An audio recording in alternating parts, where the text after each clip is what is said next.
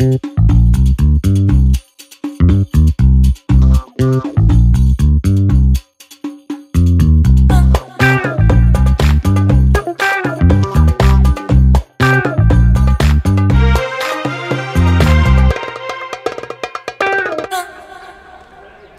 فل على الكل، على اللي بيسمعونا واللي مش بيسمعونا، على اللي معانا واللي ضدنا أو حتى ناويين يكونوا ضدنا.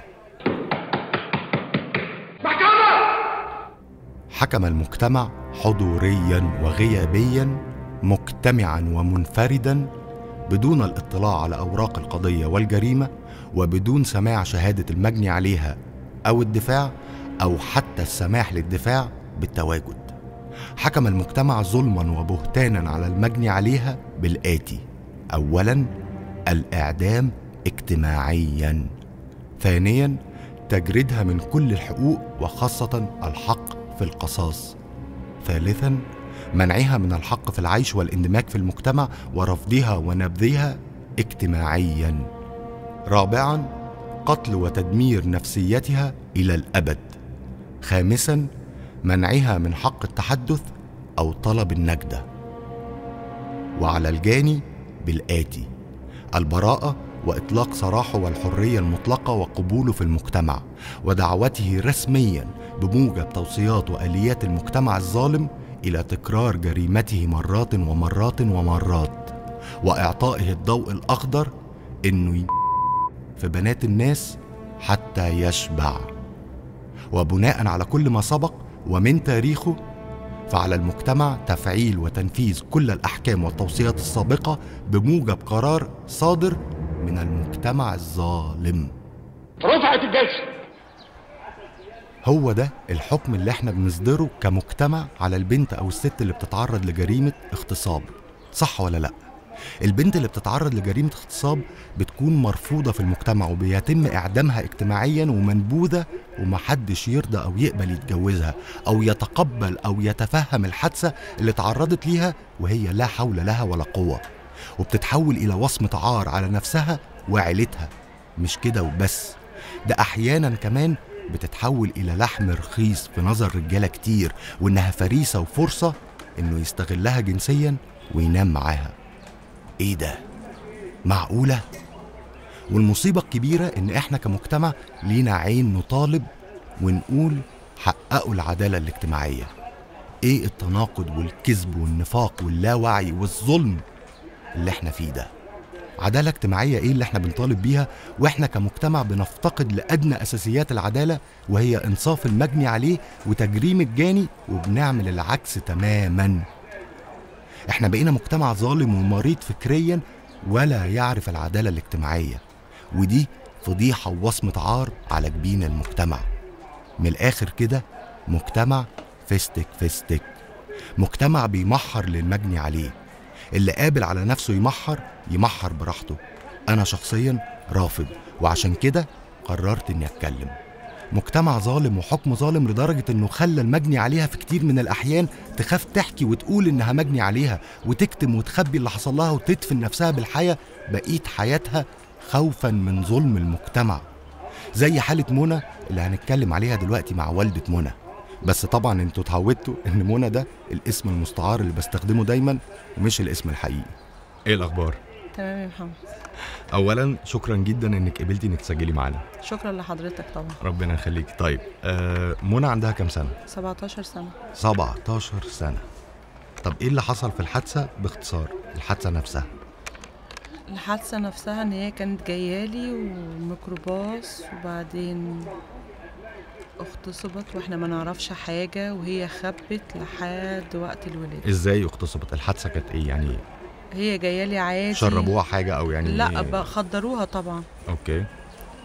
هي كان لحد موقف العاشر واعيه لكل حاجه كويس قوي، بعد كده ما حستش بحاجه. فقت وهي عند ورش الحرفيين، لقت نفسها الموبايل موجود، الشنطه موجود، بس هدومها غرقانه دم. ما اتسرقتش؟ ما فيش حاجه اتلمست. ده كان من قد ايه تقريبا؟ كان في العيد الكبير. رد فعلها كان ايه على الحادثه؟ خافت تقول لنا، وانا لاحظت ان هي على طول خايفه بتتخض مش يعني قادرة هي تاكل. خبت ما هي خبت لحد قبل الولاده بيومين، ما كناش نعرف. قبل الولاده بيومين. اخش عليها وهي بتصلي، اخش على حاجه الاقيها بتتغطى، دخلت عليها وهي في الاوضه تحط المخده على بطنها، ما جاش في دماغي خالص. طب وده ليه؟ خوفا من المجتمع؟ لا خوفا، وخدت سم كذا مره وانا ما اعرفش. ليه خبت؟ خوفا من المجتمع؟ طبعا لان انا لحد دلوقتي اخويا وباباها لو عرفوا هتتذبح. والنتيجه ايه حاليا؟ الوضع ايه الحالي؟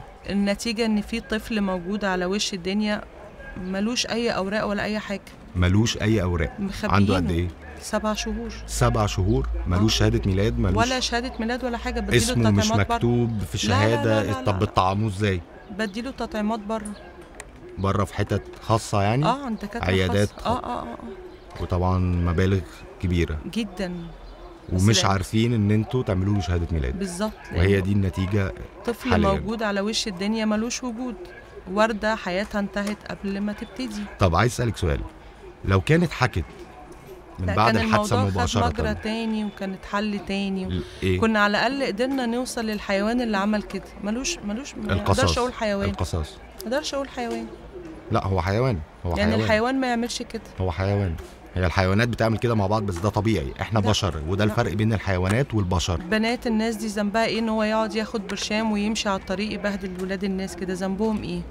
واللي مش قادر يركب ولاده حاجه غير ميكروباص يعمل ايه؟ يعني طيب لو كانت قالت من الاول كان هيبقى تصرف علشان يبقى التصرف سريع، وكمان كنا هنقدر ان احنا نوصل لده. لا وفي حاجه مهمه، هنمنع الولد او الكلب ده ان هو يكرر عملته. يعمل حاجه تاني بالظبط. لان انا لحد دلوقتي انا مش قادره اوصل له ولا اعرف شكله لان هي ما تعرفش شكله.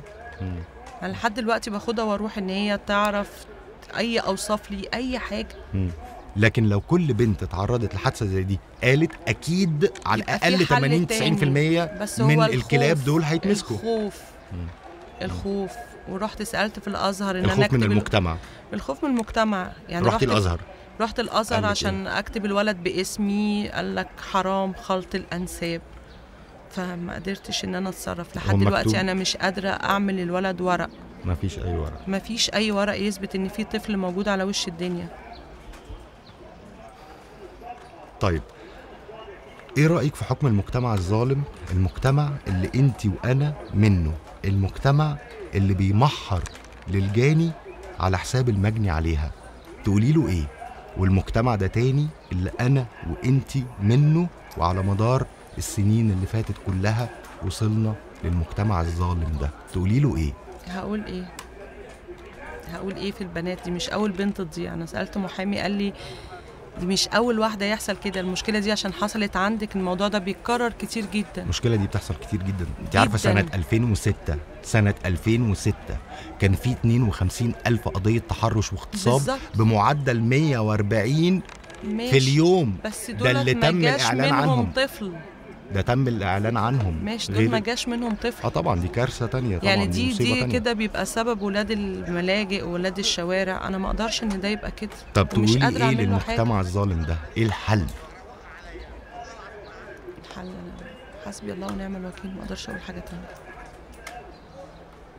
حسبي الله ونعم الوكيل فعلا في كل كلب بيعمل كده. طيب خليني اخد من كلامك واسال الناس نفس السؤال. انتوا ايه رايكم يا جماعه في حكم المجتمع؟ اكتبوا كومنتس برايكم وازاي ممكن نكون مجتمع يطبق العداله الاجتماعيه. واعتقد ان فاقد الشيء لا يعطيه، ولا حتى من حقه انه يطالب بيه. لازم احنا كمجتمع يكون عندنا عداله اجتماعيه وانصاف بيننا وبين بعض ومع بعض، ونبطل ظلم وافتراء قبل ما نطالب وننادي بالعداله الاجتماعيه. وده لو فعلا عايزين المجتمع يتقدم لقدام ومصر ترجع زي زمان. محمد سعيد.